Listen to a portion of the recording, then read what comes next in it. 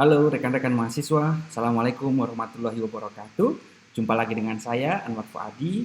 Pada video kali ini kita akan lanjutkan belajar kita di mata kuliah proyek Sistem Informasi 2. Melanjutkan video kita sebelumnya, kita sekarang masuk ke bagian yang kedua dari modul video ini, yakni Software Process Model.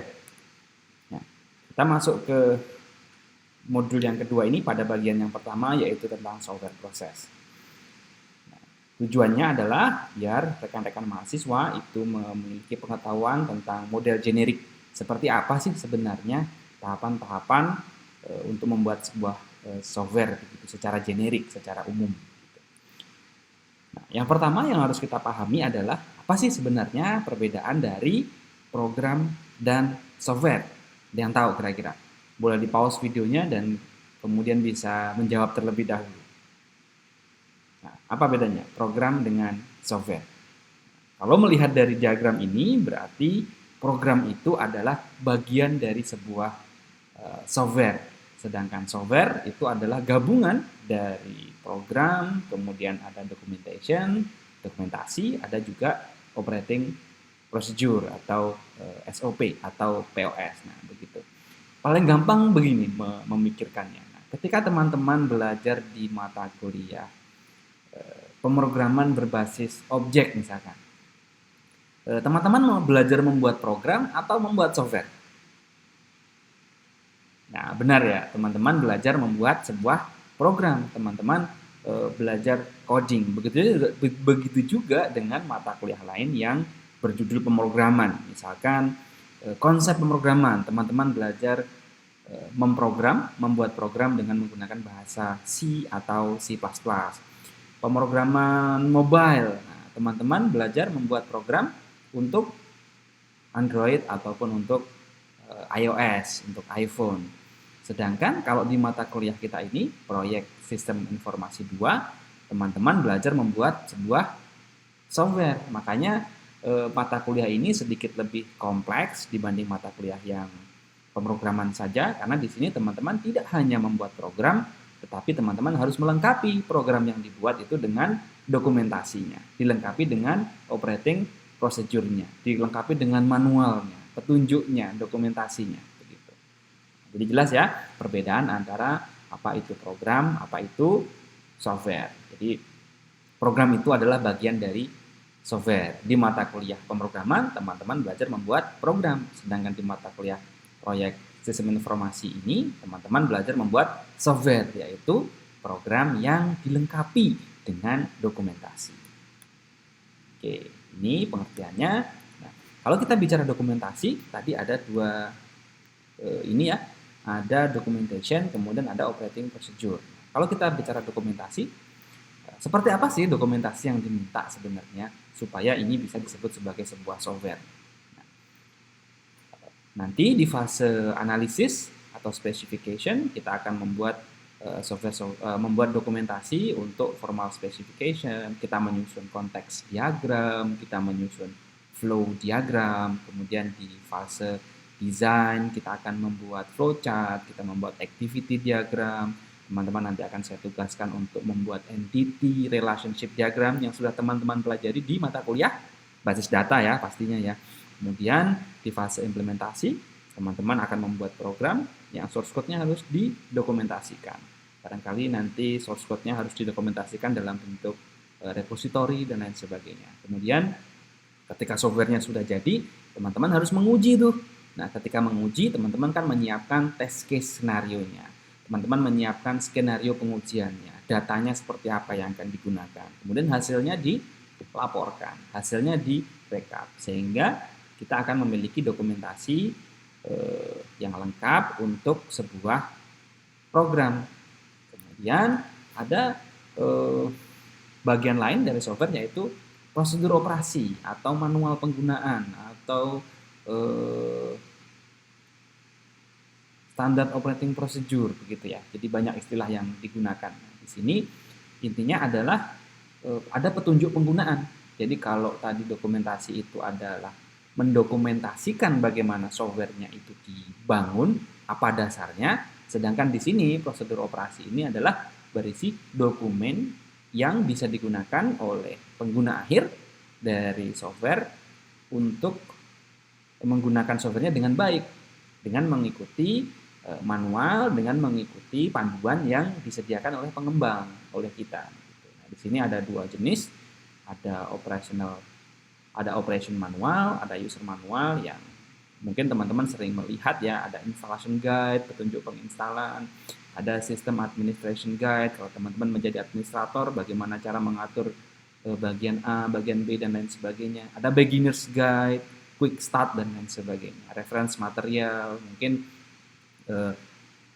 menunjukkan software ini dibangun menggunakan modul apa saja begitu. Terus kemudian sistem overview yang menggambarkan atau memberikan helikopter view atau memberikan gambaran besar dari software ini kepada pengguna.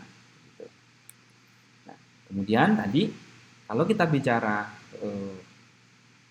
software proses di dalam kita membangun sebuah software, nah, tadi ada tahapan-tahapan atau langkah-langkah yang diurut-urutkan begitu ya. Kalau ini dari mana nih kita bacanya nih? Kan ini bulat ya. Nah, kita mulai bacanya dari sini ya, dari requirement analysis. Jadi secara generik atau secara umum begitu, untuk membangun sebuah software itu dimulai dengan requirement analysis. Kita mengambil atau merangkum, mempelajari sebenarnya apa sih kebutuhan dari user terhadap software ini. User pengennya apa sih? Pengguna pengennya dibuatkan software yang seperti apa sih? Penggunaannya seperti apa? Peraturan yang berlakunya seperti apa? Misalkan ada undang-undangnya atau petunjuk teknisnya, ataupun kalau mengikuti standar internasional, seperti apa standar internasionalnya, itu kita pelajari, requirement analysis. Kemudian setelah kita pelajari, kita define, kita buatkan list untuk bisa dikonfirm oleh user. Software harus bisa melakukan A, software harus bisa melakukan B, software harus dilengkapi dengan sistem A, harus dilengkapi dengan keamanan B, dan seterusnya. Kita definisikan secara lebih detail. Kemudian masuk ke dalam fase design. Nah, kita tuangkan tuh dalam bentuk diagram-diagram yang bisa dipahami baik oleh business analis, oleh klien, oleh tim pengembang, oleh developer, oleh programmer, oleh tester, dan lain sebagainya. Nah, baru setelah desainnya ini semua selesai, baik secara desain konseptual ataupun desain UI-nya barangkali, masuk ke dalam fase coding, berarti fase implementasi, fase pembangunan. Nah, ini programmernya yang akan bekerja di sini. Nah, sembari itu bisa masuk ke dalam fase testing. Kalau programnya sudah jadi, testernya akan bekerja, menguji apakah softwarenya ini ada errornya atau tidak, ada bugnya atau tidak, sesuai dengan requirement analysis di awal atau tidak. Nah, di dalam fase testing ini, kalau semuanya sudah selesai, masuk ke dalam fase deployment, di mana deployment ini apa artinya? Deployment itu artinya instalasi atau pemasangan begitu ya. Jadi software yang sudah jadi kemudian dipasang. Kalau softwarenya itu untuk server, ya berarti diinstal di server. Kalau softwarenya itu untuk mobile device, untuk Android, ya berarti diupload ke Google Play Store, atau kalau untuk iOS berarti ke Apple Store atau App Store. Nah, sehingga nanti usernya bisa menggunakan. Itu adalah deployment. Nah, setelah deployment, masuk ke dalam fase maintenance. Walaupun di sini sudah diuji, sudah dites sedemikian rupa, namanya bug, namanya kesalahan itu pasti akan muncul begitu. Jadi perlu ada proses maintenance untuk mengupdate baik dari sisi proses bisnisnya, baik dari sisi keamanannya, ataupun menyesuaikan dengan aturan yang baru begitu. Jadi ketika dibangun analisisnya itu menggunakan aturan nomor tahun 2000 begitu, ternyata setelah berjalan di tahun 2021 muncul aturan baru sehingga perlu ada maintenance untuk diupdate ulang. Itu adalah siklus generik yang umum ketika kita membangun sebuah software gitu ya. Ini ada latihan soal, silakan teman-teman coba untuk kerjakan begitu. Dan itu adalah modul bagian yang pertama. Kita masuk ke modul yang bagian kedua, yaitu proses model. Kalau tadi adalah software proses, nah sekarang adalah proses modelnya. Kalau kita bicara software proses, sebenarnya ini secara generik tadi ya. Kemudian kalau proses model berarti proses yang generik tadi bisa disusun sedemikian rupa, menyesuaikan dengan kebutuhan dari proyeknya, kebutuhan dari softwarenya, kebutuhan dari kliennya. Jadi melalui modul ini kita harapkan rekan-rekan mahasiswa punya pengetahuan tentang bagaimana pendekatan pembuatan software yang sudah pernah dilakukan. Jadi ini adalah best practice ya isinya. Gitu. Nah, yang pertama ada model yang namanya waterfall. Susunan atau urut-urutan generik tadi itu diurutkan dengan mengikuti pendekatan waterfall. Artinya kalau sudah sampai ke bawah ya dia tidak akan bisa naik lagi ke atas. Kalau sudah melewati fase requirement and specification, sudah disusun requirement-nya oleh business analyst, sudah disetujui oleh customer, sudah masuk ke dalam fase desain, itu tidak boleh balik lagi ke atas. Begitu juga kalau sudah masuk ke dalam implementasi, sudah masuk coding, ya jangan diutik-utik lagi desainnya, ya sudah coding saja sesuai dengan desain yang awal. Begitu juga begitu seterusnya sampai ke bawah. Itu adalah karakteristik dari waterfall model. Jadi SDLC-nya, software development life cycle-nya disusun mengikuti bentuk waterfall. Kalau sudah ke bawah tidak boleh ke atas begitu. Nah, ini jarang sekali ya di dalam kehidupan sehari-hari kita seperti ini. Nah, kalau di mata kuliah ini saja nih, di mata kuliah ini saja nanti kalau kita sudah lewat desain ya kita tidak akan kembali lagi ke desain gitu, karena kita terbatas waktu hanya 1 semester. Nah, kemudian ada model yang lain lagi namanya RAD model atau apa singkatannya RAD? Rapid Application Development. Jadi ini namanya rapid, berarti pengennya cepat kan gitu. Rapid Application Development. Jadi pengennya cepat. Proses generik yang dilakukan itu tidak terlalu banyak. Hanya modeling, business modeling, keperluan bisnis seperti apa, datanya seperti apa, diproseskan, kemudian dibuat aplikasinya, kemudian kalau sudah selesai langsung diserahkan begitu. Dan ini aplikasinya akan dipecah kecil-kecil begitu. Karakteristik dari RAD model ini. Jadi prosesnya dibuat singkat, cepat, dan dipotong kecil-kecil sehingga lebih cepat selesai begitu. Kemudian ada juga model spiral, di mana kalau model spiral ini didasarkan pada risk management.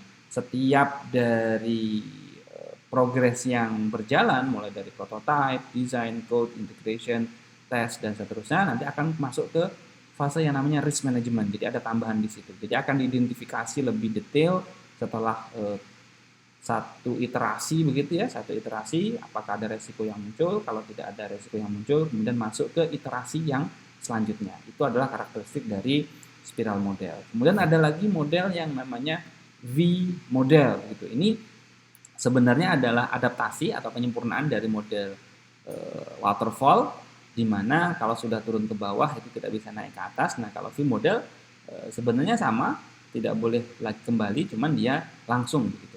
Ketika business requirement specification ini jadi, nanti sebelum dites di acceptance testing yang terakhir, di awal itu sudah mulai dilakukan acceptance test begitu. Jadi ini langsung ke bawah tapi bisa lagi ke atas gitu. Jadi disesuaikan. Setiap fasenya ini langsung disediakan fase testingnya. Jadi testingnya tidak dilakukan di akhir, tetapi testingnya dilakukan begitu setiap satu fase itu selesai, sehingga bisa menyempurnakan karakteristik dari waterfall yang memiliki kelemahan, di mana kalau sudah turun ke bawah itu tidak bisa lagi naik ke atas. Oke. Kemudian ada lagi juga model yang namanya incremental, di mana kalau incremental ini berarti hampir sama dengan yang RAD tadi, cuma bedanya kalau RAD tadi kecil langsung diserahkan, kalau ini dibangun kecil, di testing, implementasi, kemudian dibangun lagi fase keduanya, fase ketiganya, dan lain sebagainya. Tapi ini modelnya incremental, tidak langsung selesai kecil diserahkan, tapi selesai kecil kemudian dikembangkan model lebih lanjutnya begitu. Nah, ini seperti bola salju begitu. Jadi semakin lama semakin besar incremental. Nah, ada lagi model prototyping. Nah, di mana kalau model prototyping ini akan melibatkan user secara intensif.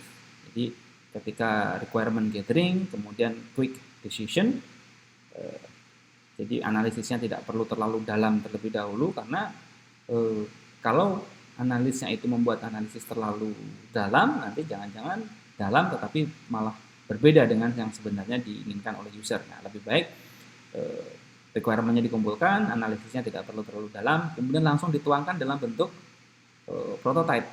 Nah, kemudian dari prototype ini dievaluasi oleh customer. Kemudian biar customer itu bisa melihat, karena kadang-kadang kita berdiskusi di tataran konsep, tetapi ternyata ketika softwarenya jadi itu bukan itu yang diinginkan oleh customer. Nah, untuk menghindari ini, prototype ini muncul. Jadi quick decision, buatkan contoh produknya, tunjukkan apakah seperti ini yang dibutuhkan.